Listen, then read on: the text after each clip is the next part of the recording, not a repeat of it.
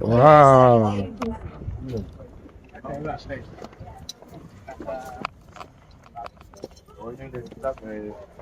So are you guys working hard or probably working? Oh, no,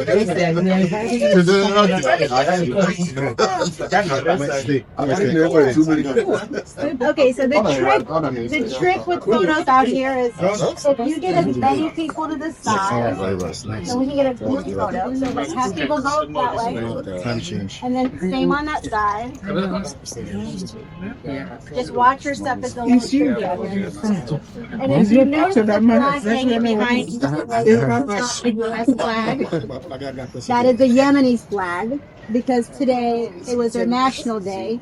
And so one of the things that we do in City Hall as part of our team is I host about 57 flag raisings a year for all the consulates that are here in San Francisco. And so on their national day, they can request to come to City Hall, sometimes with the mayor, but we will raise their flag with their community here and take photos. And then we light up the building in the evening with their flag colors. And so they'll come by, drive by and take photos. And then we'll do a small reception for them inside. So we did that this morning with Yemen before you all arrived. And so that's why you're seeing a Yemeni flag out there.